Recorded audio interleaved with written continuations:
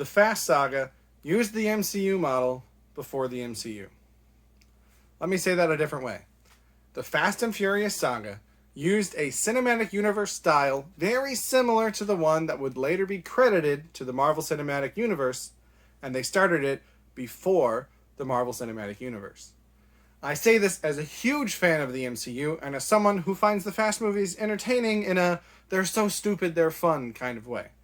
And when I started mentioning this observation to other MCU fans back when Hobbs and Shaw was coming out, they hated me for saying it.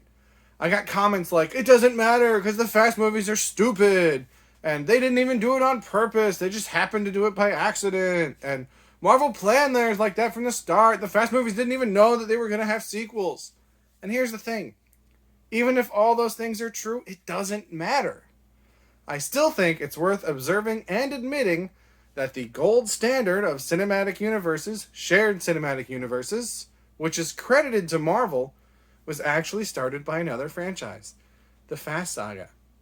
Or hey, maybe there's another franchise that did this even earlier that I'm unaware of. But as far as I know, it started with the Fast Saga. I know that Kevin Smith's View-esque universe predates the Fast Saga, but it doesn't use the model I will be covering in this video. Quick disclaimer, when I started talking about this leading up to the release of Hobbs and Shaw, I had not seen it mentioned anywhere else. However, I have since found an article predating my own initial observations that I will link to below. I've also heard this concept referenced in a podcast done by EW leading up to Fast 9. So I acknowledge that I am not the first or the only person to make this observation, but I have not yet heard anyone explain it in depth. That's what I aim to do here. So what do I mean when I talk about the MCU model of building a shared universe? Very basically, I'm focusing on three things. Number one, an initial focus on separate, individual characters with small crossovers that hint at a larger universe. Number two, a large-scale collection and team-up of those characters, which also continue to introduce and expand on new or minor characters. And number three, branching out after the team-up to further spread the influence of the franchise. While that's the focus, there are also a few smaller aspects that both franchises follow. Number four, films being released outside of chronological order. Number five, previously made films officially not in the franchise serving as origins for characters in the franchise. And number six, post-credits scenes. So let's start with point number one, an initial focus on separate individual characters with small crossovers that hint at a larger universe. This is by far the longest portion of the video, so strap in and stay with me. The MCU started with the release of Iron Man, starring Robert Downey Jr. Throughout the film, there are small hints that there is more to this world beyond the movie. For example, a prototype Captain America shield can be seen in Tony's workshop, and Phil Coulson repeatedly says the long-form name of the organization SHIELD before using the abbreviation itself late in the movie. And obviously, the post-credits scene, featuring Nick Fury, straight up tells Tony and the audience that they were part of a bigger world. Next came The Incredible Hulk, starring Ed Norton. Throughout the film, we see written references to Nick Fury, S.H.I.E.L.D., and Tony Stark, with Stark himself appearing in the final scene of the film. We also have a conversation referencing the Super Soldier Serum, the program that created Captain America. While these two movies were mostly separate, these little connective tissues showed that there was something more. As the films continued, the hints got stronger. Fury had a larger presence in Iron Man 2, which featured another Captain America shield, the new character of Black Widow, and the first sighting of Mjolnir, the hammer of Thor. That hyped up Thor's solo film, the next one out, which brought back S.H.I.E.L.D. agent Phil Coulson, name-dropped Tony Stark, and introduced Hawkeye. Finally, the last pre-Avengers film, Captain America, the First Avenger, properly introduced us to Steve Rogers, but had references to the Norse mythology of Thor, included Iron Man's dad, Howard Stark, and showed us the super soldier program that would eventually lead to the birth of the Hulk. We also get the SSR, precursor to S.H.I.E.L.D., and the characters that would eventually start that organization. 5 films largely focused on 4 main characters, Iron Man, Hulk, Thor, and Captain America, and 4 minor characters, S.H.I.E.L.D. agents Nick Fury, Black Widow, Hawkeye, and Phil Coulson. But hinting that they all took place in the same world, even if the audiences didn't realize we would eventually get to see them all come together. Now to the Fast Saga. The first film, The Fast and the Furious, and these titles do get ridiculous, so forgive me if I simplify the naming conventions throughout this video. But the first film, The Fast and the Furious, focuses largely on Vin Diesel's Dom Toretto and Paul Walker's Brian O'Connor. We also meet minor characters who are somehow connected to these two. Dom's girlfriend Letty, his sister, and Brian's love interest Mia, members of Dom's crew, including Vince, and FBI agent Bilkins, a superior of Brian's. Next came Too Fast, Too Furious, with Brian and Bilkins the only returning characters. This new film in a new location focuses on mostly new characters, including Roman, Tej, and Monica. In many ways, this was a completely different movie, and you would have been forgiven for not realizing it was a sequel. But a few returning characters and the government organization around them served as the connective tissue to make it one franchise. That was followed up with Tokyo Drift, which focused almost entirely on new characters, Sean and Han, with a very brief cameo by Dom at the end. This film, even more than two, seemed like its own separate entity, separated from the others until Dom, much like Tony Stark at the end of The Incredible Hulk, appeared on screen to tell audiences, yeah, this is a thing. Where Iron Man 2 served as the only true sequel of the first 5 Marvel movies, Fast and Furious, aka number 4, not to be confused with number 1, The Fast and the Furious, Fast and Furious serves a similar role in the Fast Saga, bringing back many characters from number 1, Dom, Brian, Letty, and Mia, along with Han from 3, as well as introducing new characters Giselle, Leo, and Santos. 4 films, and while the lines between major and minor characters might be harder to define, Dom, Brian, Letty, Mia, Roman, Tej, Han, and Giselle are all set up to be recurring characters in the future. Now, to go back to a common comment I get when talking about this with others, Marvel planned to start their franchise with films about separate characters, hinting at connections, before bringing them together, and the Fast movies only did it because actors supposedly didn't want to come back for sequels until after they realized that it would be successful. And again, my response is, so what? My point with this argument is not to credit the creators of the Fast Saga as some all-knowing creators who intentionally and deliberately started a cinematic universe. It's just to show what so many fans wish other movie studios would understand, that this method works.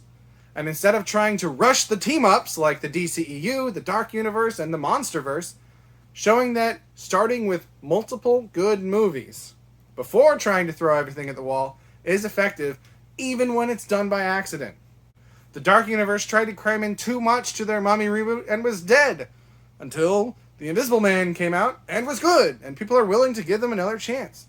Oh, and Marvel did this step from 2008 to 2011, but Fast started way back in 2001.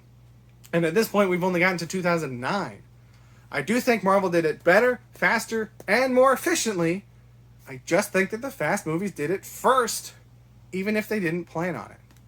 So, to recap, point number 1, The Fast and the Furious, the first film, and Iron Man both served to launch the universe as well as the character that would become the most popular in that universe.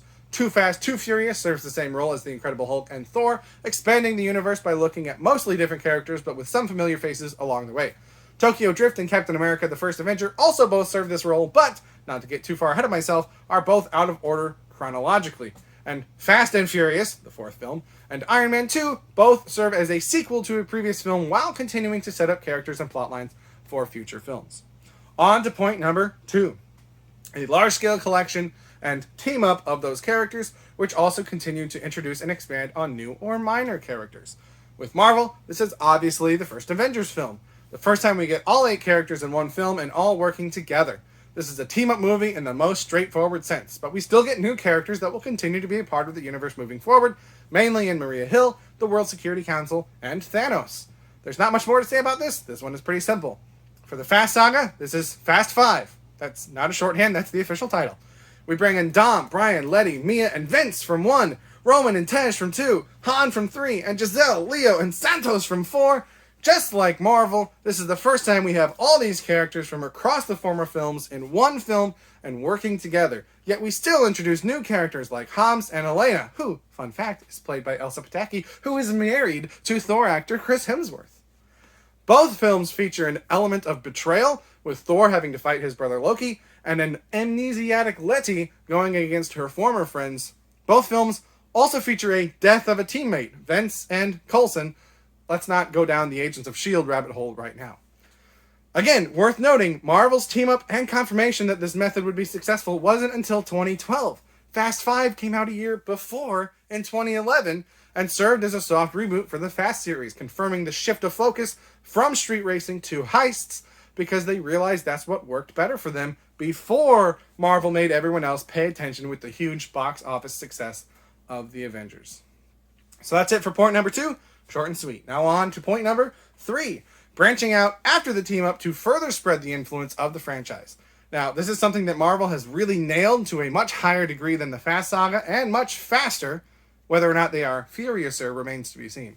But aside from new movies like Doctor Strange, Black Panther, and Guardians of the Galaxy focusing on new characters, Marvel also had several TV series. From network shows like Agents of S.H.I.E.L.D. and Agent Carter, to streaming shows like Netflix's Daredevil and Jessica Jones, and Hulu's Runaways, to cable shows like Freeform's Cloak and Dagger. The intensity of the crossovers varied from show to show, but Marvel was extending their brand and their demographic. They also released short films to fill in the stories between the movies, and have now started releasing series on Disney Plus to focus on lower tier characters. That's not to mention their tie-in video games and comic books, which vary in terms of their canon status. The Fast Saga has not done as much of this, but they have done some, and they are continuing. While they have focused on sequels to the main storyline, they have done short films to fill in the stories of the main movies. They have released a spin-off film to follow up with popular characters outside of the main story, and there is an animated streaming series with 4 seasons so far. There are also reportedly multiple spin-offs in development, including a film focused on the female members of the family. But the sky's the limit for this franchise, and if Vin Diesel can ever get out of his own way, I really think it could take off beyond the scope of what it is now. So those are my 3 main points. Let's see how quickly I can cover the smaller points. Point number 4. Films being released outside of chronological order. I mentioned this before, and there's not a whole lot to say, but yeah, both of these franchises have films that are released out of order. Again, you could say Marvel planned it while the Fast Saga didn't, because Captain America: The First Avenger is clearly supposed to take place during World War II, and Tokyo Drift is clearly supposed to take place in 2006 when it was released, based on the technology in the movie, and then retconning it to take place in 2014-ish is kind of ridiculous if you think about it too much. But hey, you know what else is ridiculous if you think about it too much? Any superhero! So let's just acknowledge that they both make use of this tool, Marvel considerably more so, and move on. Point number 5. Previously made films officially not in the universe, serving as origins for characters in the franchise. For Marvel, this is 2003's Hulk, serving as an unofficial origin for 2008's The Incredible Hulk. Officially, the 2003 film is not part of the MCU, but it was decided at the time that the 2008 film didn't need to tell the origin again because audiences already knew it from earlier iterations, including the 2003 film. So even though the details are different, the general concept is the same, and Marvel used a film that was not part of the series to do some of the heavy lifting when establishing their characters. In the Fast Saga, this is Better Luck Tomorrow, the unofficial origin of Han. This film, like Tokyo Drift, was directed by Justin Lin, but in 2002, 4 years before Tokyo Drift, Lin decided to use the character of Han from Better Luck Tomorrow along with the original actor in Tokyo Drift, so he just kind of did that. Originally, Han was supposed to be a one-off character in the Fast Saga, so the fact that he was from another movie altogether wasn't addressed. But after he became a fan favorite, he returned for several more movies, and Tokyo Drift became a weird shifting timeline of a movie. Both the director and actor confirmed that it is the same character, and Better Luck Tomorrow is his origin story. Finally, point number 6, post-credit scenes. Now, you might be saying right now, every film has a post-credit scene these days.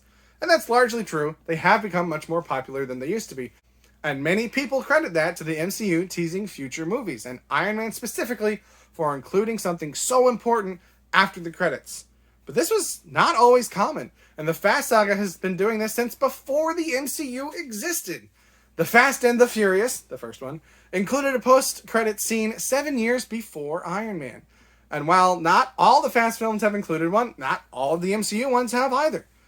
Now, I will say that how the Fast movies have used them has been influenced by the MCU more recently, but the fact that they've been using them as early as 2001, I think is just another neat thing that these two franchises have in common. Now, quickly before I end this, I said at the top that I am a huge fan of the MCU and a much more casual fan of the Fast Saga, but I do want to acknowledge a couple things that I think the Fast Saga does better than the MCU. I won't spend a lot of time on this because it's not the point, but I think it's worth mentioning. First, the cast of the Fast Saga started out much more diverse and global than the MCU films. And while the MCU is branching out in that regard, that has always been a strong point of the Fast Saga. Second, you could argue, though I'm not sure that I agree 100%, that the Fast Saga treats their female characters more like the male characters than the MCU does. We don't see much of Pepper as a CEO. She's mainly Tony's girlfriend. Jane Foster, from a science perspective, is overshadowed in the films by Eric Selvig, and she's mainly in the film to be Thor's girlfriend. We don't see the genius of Betsy Ross. She's only there to support Bruce Banner. It's not always this bad, and examples like Peggy Carter and Nakia are done much better, but oftentimes in Marvel movies, the girl is just the girlfriend. Now, I wouldn't say that the Fast movies treat their women equally. Letty always gets into fights, but only with other girls. But they do seem, in my opinion, to be more heavily involved with the plots of the films. Letty is part of the crew right from the first movie. Monica is a great undercover cop in the second. Neela isn't treated great in Tokyo Drift, but she knows how to drift. Mia joins in on the prison break at the end of 4, beginning of 5, and is very involved throughout 5, even though she doesn't drive much. And even though she's Brian's girlfriend, she's also Dom's sister. Giselle is repeatedly shown to be more competent than most of the men. Elena is put up side by side with The Rock, and she still holds her own. I don't think these movies are free of sexism, but the women are at least more involved with the plot and have a purpose outside of the guy's girlfriend. Although there are plenty of those in smaller roles. Lastly, and I think this is a great response to those who say that the Fast Saga was an accident and the MCU was well planned, recasting. The Fast Saga has not recast any named character, while the MCU has major characters like Brody and Bruce Banner clearly played by different actors in different movies, and less clearly, Thanos. I think many people overestimate how much of Marvel planning goes, well, as planned. Plans change. Characters' rights revert. Different movies are received well or not. They have a plan, but they still adapt.